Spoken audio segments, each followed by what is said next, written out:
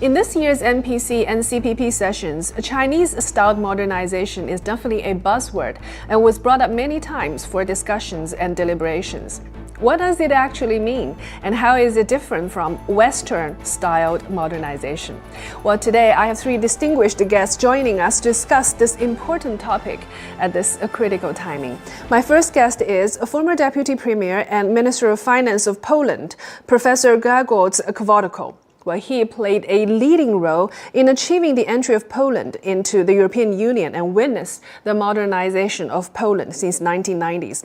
He's joining us from Warsaw. My second guest is Professor Yao Yang, a distinguished economist, and he is also the Dean of School of National Development in Peking University. My third guest is Mr. Hong Hao, who is the Chief Economist of Growth Capital, and he is joining us from Hong Kong. So, gentlemen, welcome to today's show, and I hope we have a candid discussion. So, Professor Kolodko, let me start from you first. How would you understand this Chinese-style modernization, and how is it different from the so-called Western-style modernization in your view? It's very important because in any country, especially in such a great country, so complex from the mighty population and economy side, the political decisions are somehow critical for the direction and the pace for economic growth and development. And for that reason, I think that not only Chinese people, but all over the world, the professionals, the business people, the policymakers were paying attention what has been said during these double meetings held recently in Beijing, and what are the plans, because we are at the era of the market economy, but still strategic planning, long-term planning, indicative planning is of great importance. So we hear already for several years about modernization of Chinese economies. First comments in leading opinion networks like The Economist, like Financial Times, CNN, or BBC World, they're stressing that the Chinese economy is slowing down, that it has been set, that the growth of GDP, gross domestic product, will be roughly around 5%. But I would say, well, 5%. It's not a little bit, it's a lot. It is twice faster than overall global economy. It is 3-4 times faster than the rich advanced countries. So China does continue the process of catching up with the more advanced, with the more developed part of the world. But now we are talking about modernization or restructuring. And to continue catching up, to continue above the average rate of economic growth and social economic development, China's economy must restructure, must modernize, and this process is in the pipeline. I would like to bring to the fore the recent outcome of the recent report of an independent Australian professional think tank about technological progress. It's absolutely shocking, even for myself, following the Chinese developments as a professional economist for so many years, that China is so much in lead of technology in the world. This report considers 44 leading edge technologies which are decisive for modernization of the economy, anyhow, anywhere. And out of these 44 technologies, 37 times China is number one in the world, and the United States only 7 times are number one, and China is number 2. Nobody, no other country is able to match this duo, China and United States, as far as the top technologies are concerned. But China already is leading the show in competition of modern technologies. And I think it's a very important, very telling hint what we may expect from the Chinese economy in the future. On the technological side, this modernization has been advanced to quite a big degree already, but technology is only part of the exercise. The style of management, the social issue are of critical importance. I'm expecting in the forthcoming years modernization on the side of the quality of economic progress. It's been already several times since President Xi Jinping, now the president already for the third term, has declared, has stressed that this is a time not of fast economic growth, by high quality economic growth. So for that reason, I would like to prefer to speak, to discuss, to concern not such a simple economic growth in traditional meaning of growing GDP, output, production, or even investment and consumption, which is very important, but social economic development, bringing into for social cohesion, human capital, income distribution, and of course, ecological matters. If we are talking about modernization, we must touch the issue of technology, but also society and environment. Professor Yao, what's your take? Well, this is a very important concept. We actually first proposed by the 20th Party Congress. I think this is one of the important theories the party has proposed that's going to guide the party's action in the next 30 years. So it's a quite important concept. My understanding is that why at this point the party proposed this new concept. There are probably two reasons. One is that China has fulfilled at least a part of modernization drive. Right? So China has eliminated poverty. China has reached the first centennial goal. So China is ready to have the next step to produce a fully modernized country.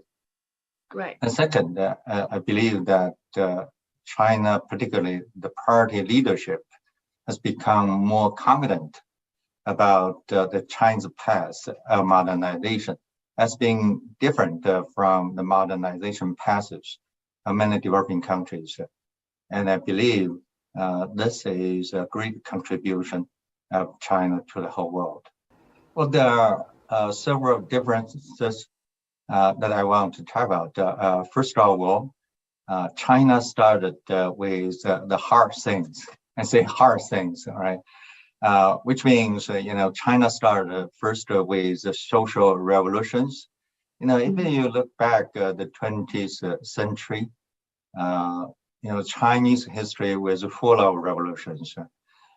There have been many interpretations of the revolutions, particularly the Communist Revolution. My interpretation is that those revolutions, particularly the Communist Revolution, was part of China's modernization drive. The Communist Revolution just leveled out the society, creating a very equal society without strong interest groups or without strong classes. That's very important. Why China's economic growth has been so great in the last 40 years. I believe one of the strong reasons is that China had this really complete revolution. So this is first hard thing. The second one was industrialization, particularly heavy industrialization. Many countries started from the easy things, but most of them have not succeeded. China started with heavy industry, and heavy industries are really hard to develop. China did it, and they're creating huge knowledge, and laid a really solid foundation for future economic growth. Right. So this is the first one. The second one is a peaceful rise. I think that's even more important for the whole world. I mean, think about the last 200 years. In the 19th century, the most successful modernizing country was Germany. And we all know the results. Germany, in the end, had two major wars with other countries. And then in the 20th century, the most successful country was Japan. And Japan had a major war with other countries. Right? And if we think about the earlier developers, for example, Great Britain, right?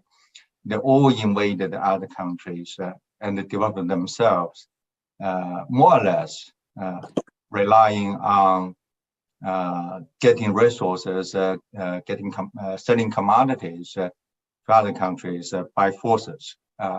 China has succeeded peacefully. That's a huge difference.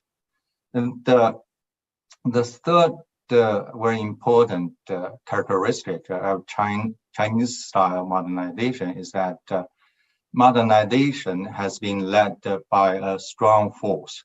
That's Communist Party, right? That's pretty important. I mean, I'm a scholar. I studied history. I studied development around the world. And we can compare China with India.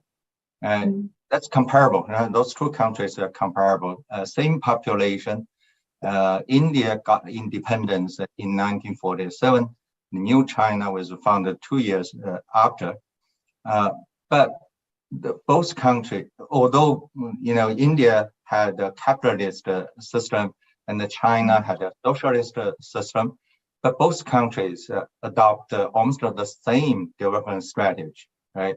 That is to develop a heavy industry. But India failed. China succeeded. Why? I think the most important difference is that China was led by a strong political force, that's Communist Party. I mean, that gives industrial development disciplines, so we can concentrate the resources to develop our industrial base, right? Whereas in India, the development was at the best competitive, worst of it is just chaotic, right? The last point is that Chinese modernization strives for common prosperity. Particularly if we think about the next 30 years, common prosperity is going to be the central theme of modernization in China. China has adopted a really pragmatic approach to common prosperity. In the last 40 years, particularly in the first 20 years, China spent more efforts to grow the economy than particularly since 2007. China started, or the party started to emphasize common prosperity and more redistribution. So we see the results, right? We have eliminated poverty. We have reached the well-off society. And the next step is that we are going to give everyone necessary capacity, so everyone will have more or less the same level of income capability. Then by that time, we are going to reach a common prosperity. In my view, well, firstly, we want to sort of restructure the economy to sort of a higher quality growth, right? So we want to make or manufacture more higher value added goods, which I mentioned just now. I think secondly, as the Chinese economy grow into a middle income economy, now we're having per capita GDP at about $12,000 per year, which is a very significant achievement, for a country that size, right? So I think the next phase of development should be, how best to divide up the fruits, the achievements, from economic development, how best to share it amongst the Chinese population. And I think now, if you look at the income disparity in China, is quite large, meaning that, some some part of the population is disproportionately benefiting from the economic development, while a lot of the other people are not, right? So they're not as well off. So I think the next phase of growth should be more inclusive and also decrease income disparity. And I think that is one of the challenges that many Western economies are facing. In this concept, we actually mentioned a lot of critical principles. For instance, equitable income distribution, peaceful national development, and also ecological sustainability. Well, you also mentioned that we are having a very strong party who is leading us and making sure that resources can be concentrated. I have two questions. First of all, how can we make sure that during this process, different voices can be heard? And secondly, how to make sure that social mobility is still there during this whole process? We are the people. And I was attending yesterday a conference at Warsaw University about crisis of the state of the crises. So even in my lovely country of Poland, far away from China, but in very central Europe, at a very critical place of this unstable, volatile world, there is a crisis of state, of policy, and people are talking. But people are talking from their perspective. People know what they know. So the question is what people know and how do they know what they know? People know a lot due to what we are talking them. Social networks, television, media. They know what the teachers tell them in school, but they know sometimes better even than the local policymakers what is really going on. So I need that much more of open, free social dialogue is needed to allow the people to express their critical viewpoint on the state of affairs, what they understand by so-called Chinese dream. Chinese dream must be not the dream of the new Politburo or the new Chinese government. Chinese dream must be somehow the dream of the Chinese people, what they do expect from the state, the economy, the culture, and how do they see the process of development in the local community, being aware that China is a piece, indispensable piece or whatever, of the global affairs, of global economy. So maybe this is my interest that I paid so much attention to geopolitics, to development of bipolar globalization, multipolar globalization, to what you call in China win-win globalization, and I would prefer to say inclusive globalization. But this is, I say now, 23 and forward, they can look into the future. The great question, what is the place of China in the global affairs, starting from economic affairs, but also in culture, in politics, in fighting against warming the climate. And then we have to go down to provinces, to cities, to townships, to households, to businesses, everybody, you, me, 1.4 billion people in China, 8 billion people in the world. They have to answer the question where we are and what next, because this world is in flux. This is very unstable world. Just 2 days ago, my new book has been published about global consequences of Russia's invasion of Ukraine, economics and politics of the second Cold War. Yes, we are in the Cold War. And this Cold War, unfortunately, has been actually declared by the United States against China. But this second Cold War is a world war. And the question is how we will move forward and what are the implications for economic performance? So my reading of declarations, plans of the new Chinese authorities, about which we now are learning, is that this is the China's leadership answer for the global challenges and local and regional and national challenges. And only bringing all them together because of the intertwining of the affairs during irreversible globalization. But also the Americans and the others must understand the globalization is irreversible. That is a ground, a point of start for managing, designing, and then managing adequate, progressive social and economic and ecological policies. Right. So it's time of asking the question, say, not only for intellectuals, public opinion leaders like you, like me, and the political leaders and the business leaders.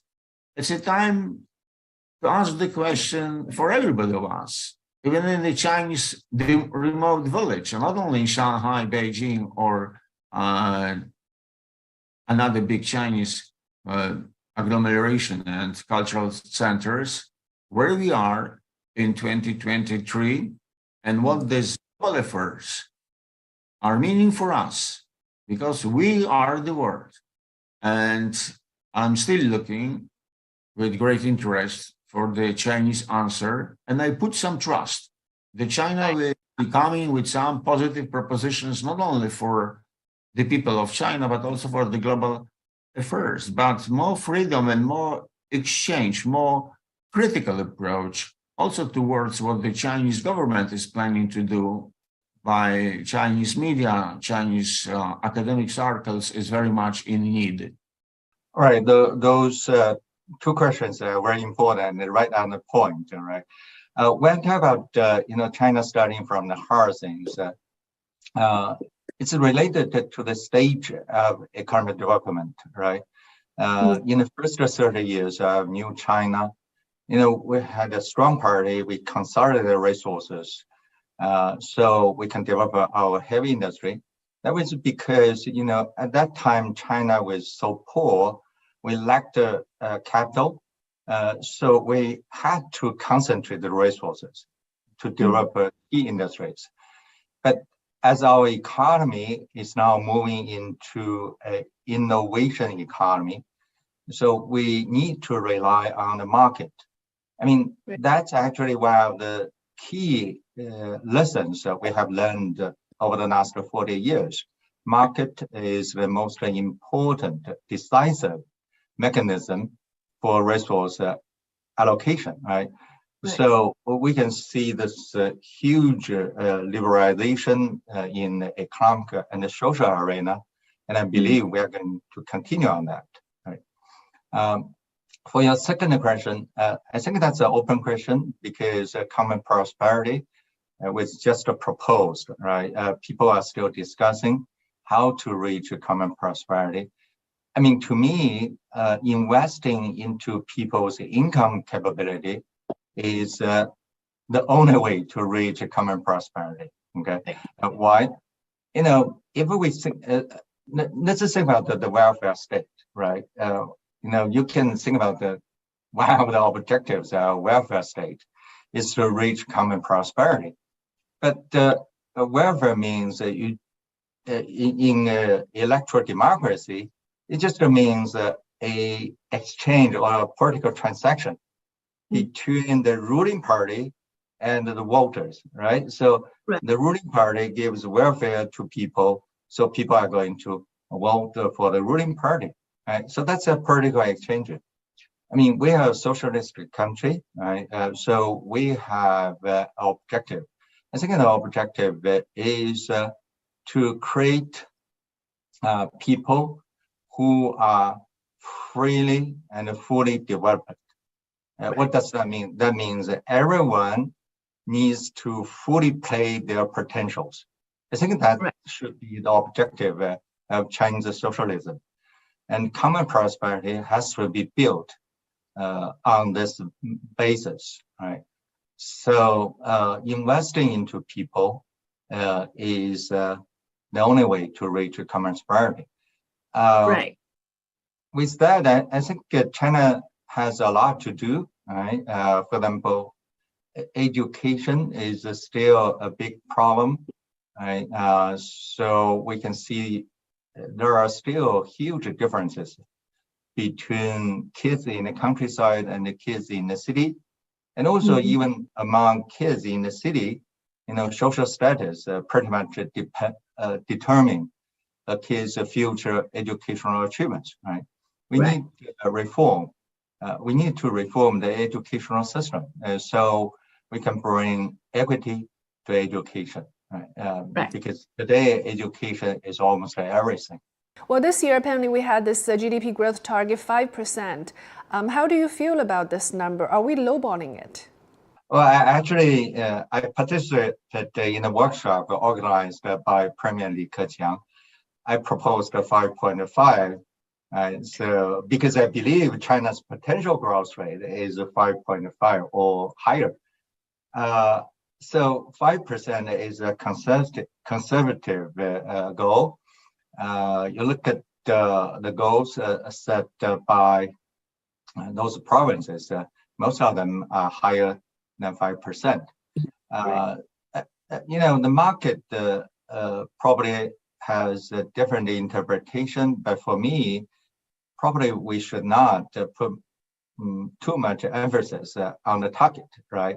So this year, the Chinese economy is going to grow, I believe, more than 5.5. Actually, I'm more worried about it's kind of overheating, and then the government is going to take some cooling measures. So I hope that the government is not going to take those cooling measures and tolerate some higher growth rates. Yeah, I think if you look at the consensus forecast for this year's GDP growth, it's between 5.2 to 5.8%, right? So 5.8 is the higher end of the consensus forecast. So, in a way, the 5% growth target set out by the twin sessions is really conservative.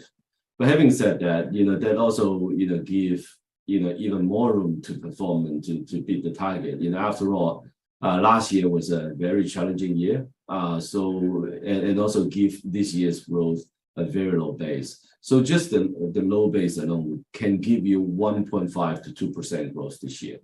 So if the property sector continue to recover as we've seen in the first 2 months of this year, and also exports don't drag on growth too much, then I wouldn't be surprised to see the Chinese economy growing at above the 5.8% that is expected by the higher end of the consensus.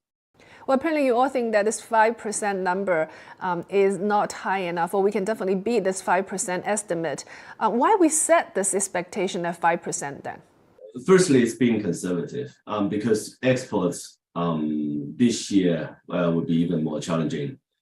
Towards the last quarter of 2022, we've seen deceleration of exports growth, right? Because foreign demands are being depressed by tightening policies by the overseas central bank to tame inflation. So as a result, this is the part of the economy that we cannot control, right? So it really depends on the external demand for Chinese goods, which is decelerating. So if you look at the most recent trade data, we're still showing a very strong trade surplus, and that is because we're importing less from foreign countries, while the Chinese exports, even though it's decelerating, but it's just decelerating slower than the domestic demand. So what that means is that the foreign demand, for some reason, is slowing down less than the domestic demand. But having said all that, the first 2 months of the year is always sort of difficult to compare, because of the Chinese New Year. So I think going into March and also onto the second quarter, we'll have a better glimpse of how the export number are going to be. But having said that, this is part of the economy that we can't control, right? So it really depends on how much exports is going to drag on GDP growth. And besides that, the property sectors, after gone through a very difficult year last year, and is starting to recover. So even though we're seeing very early signs of recovery in the sector, it takes time. So experience has told us that it takes more than half a year for the industry to come back to sort of its full form. So I think one has to be patient. As I mentioned just now, the turning of the economic cycle is here. But one shouldn't be too hasty, right, to sort of jump into any conclusion that we are going too slow or too fast, because after all, this is only early March in 2023. Three key drivers to drive the GDP growth: export, domestic consumption, and also investments. Do we see a lot of problems in the export sector while we are boosting our domestic consumption?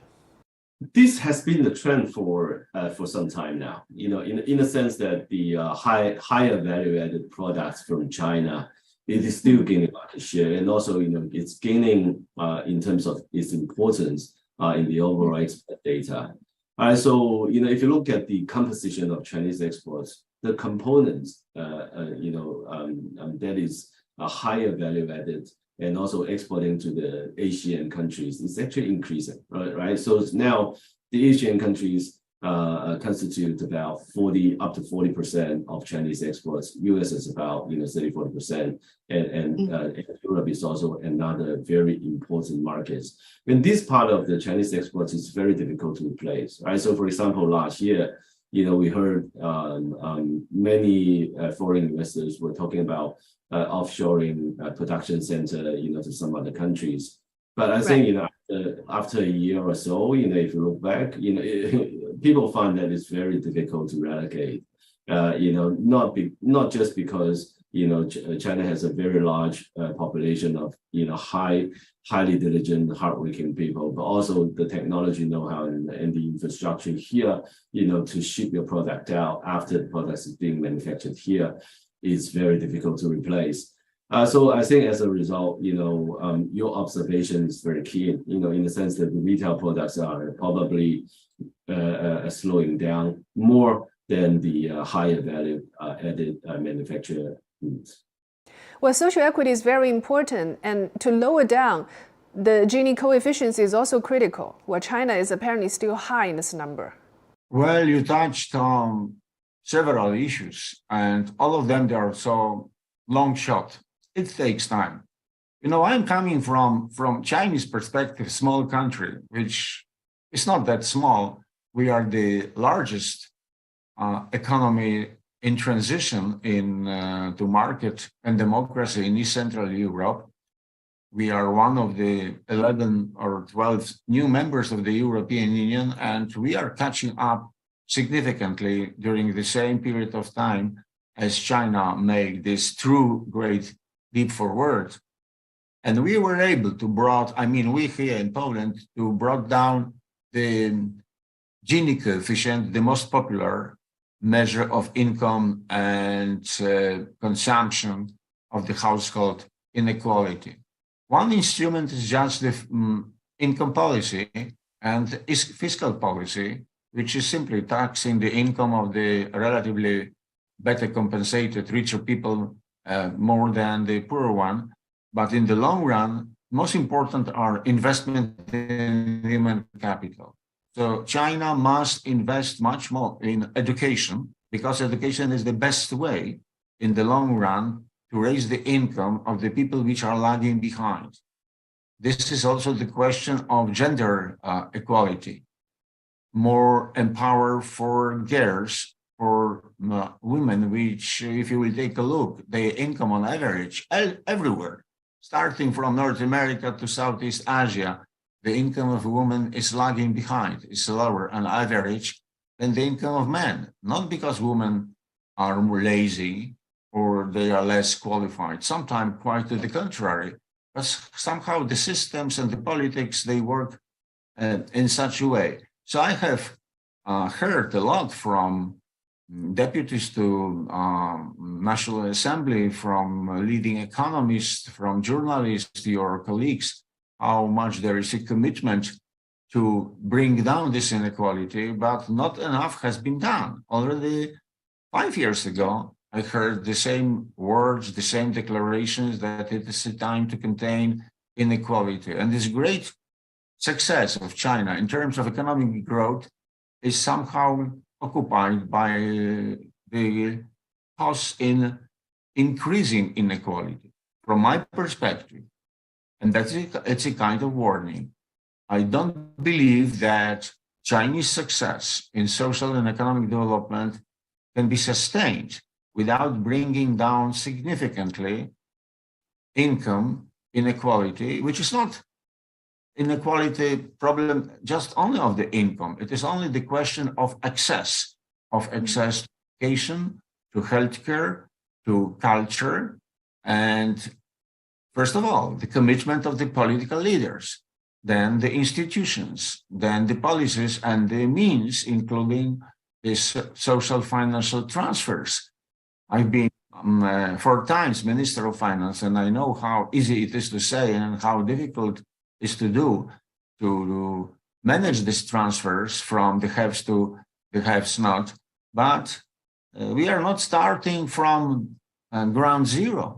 Already a couple of years ago, President Xi Jinping has declared that China got rid of the extreme poverty.